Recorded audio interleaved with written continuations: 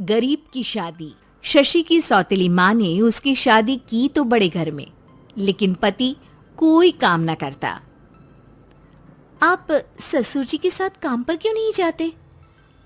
हाँ जाऊंगा, लेकिन कल से। आज जरा मैं दोस्तों के साथ घूमने जा रहा हूँ। शशि के 2 बच्चे होते हैं, लेकिन रमेश का हाल वैसा का वैसा ही रहता है। एक दिन, सुनिए ना, बच्चा रो रहा है, इसके दूध के लिए पैसे नहीं है। अरे तो पिताजी से ले लो ना। क्यों? अगर आप में कमाने की क्षमता नहीं थी तो शादी क्यों की? तभी घर आई बड़ी ननद बोल पड़ती है। आहा, तुम्हारी माँ को साफ साफ कह दिया था कि लड़का ना कमाता है ना कभी कमाएगा। हम 4 बहनें हैं इसका ख्याल रखने के लिए, और पिताजी का इतना सारा पैसा, तुम्हें किस चीज की कमी रखी है? लेकिन थोड़े ही सालों में तकदीर बदल जाती है। शशि का ससुराल गरीब हो जाता है। सब बिकने के बाद शशि अपने पति, बच्चे और सास के साथ किराए के मकान में आ जाती है। मैं कोई नौकरी करना चाहती हूँ दीदी। अरे इतने बड़े घर की बहू थी शशि, तुम नौकरी करोगी? नहीं नहीं नहीं नहीं। नहीं करूंगी तो घर कैसे चलेगा? बच्चों को भी तो पालना है ना।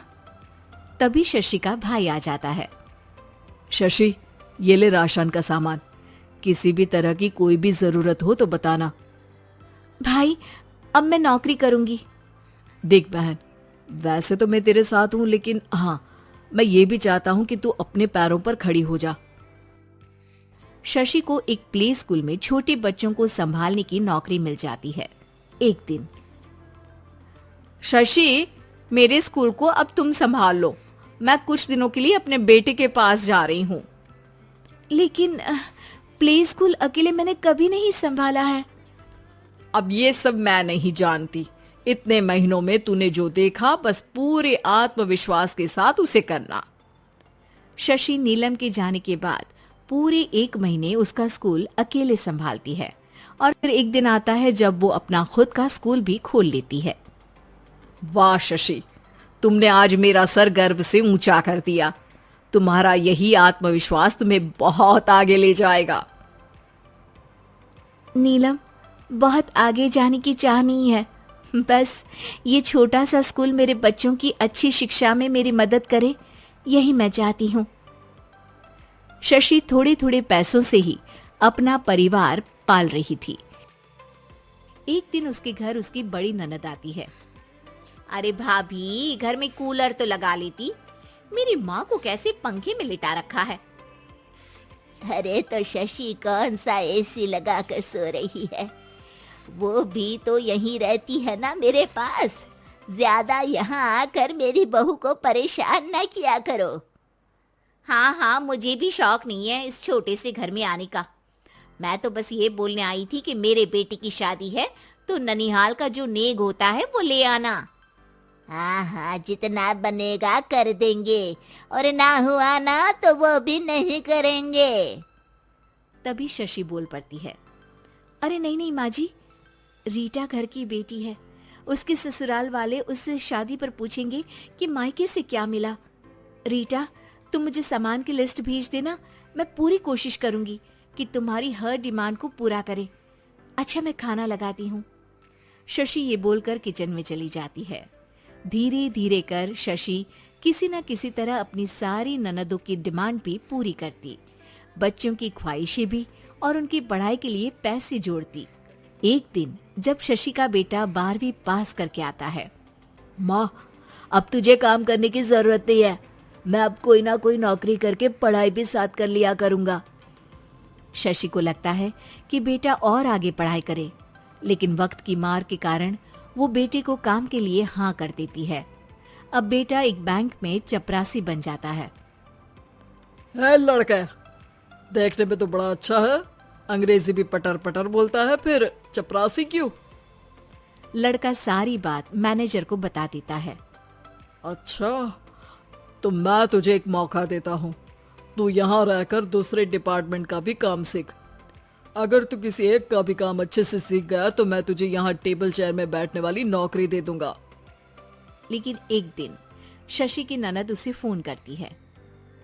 अरे भाभी, देखो मायका तो मेरा तुम लोगों से ही है। मैंने आपके बेटे और मेरे भतीजे प्रदीप के लिए यहाँ एक नौकरी देखी है, पूरे 5,000 मिलेंगे।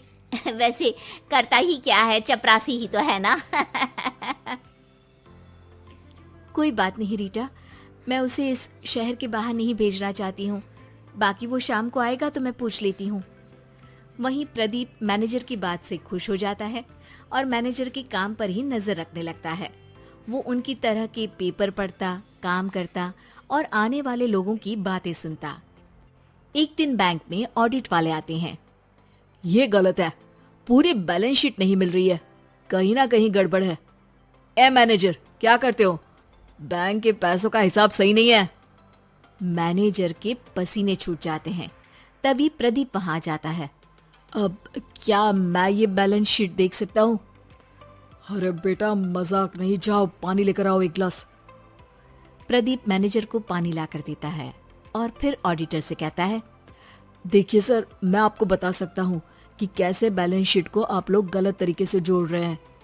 ऐसा बोलकर प्रदीप एक एक कर सारे डाउट क्लियर कर देता है। अरे हाँ, ये तो पॉइंट हमने देखे ही नहीं थे। गुड, कौन है ये बच्चा? तभी मैनेजर बोल पड़ता है, अब हमारे यहाँ अकाउंट में नया आया है। ऑडिटर के जाने के बाद, वाह प्रदीप, आज तो तुमने मेरी नौकरी बचा ली। और आपने भी तो मेरी नई नौकरी लगा दी, अकाउंटेंट की। बस फिर क्या था, प्रदीप ने एक बार जो सफलता की सीढ़ी चढ़ी, बस चढ़ता ही चला जाता है। फिर एक दिन शशि की ननद, अरे भाभी कैसी हो?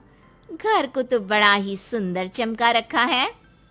अरे बेटी, कैसे आना हुआ? तू तो इस छोटे से घर में आना भी नहीं चाहती थी, कोई खास काम है क्या? अब हाँ, वो माँ, मेरा जो मजला बेटा है ना, वो अकाउंट से पढ़ाई कर रहा है, तो प्रदीप से बोलकर उसकी भी कहीं अच्छी नौकरी लगा दो ना। सास और शशि समझ जाते हैं कि कैसे पैसे आते ही लोगों के बात करने के तरीके से लेकर रिश्ते निभाने तक में बदलाव आ जाता है।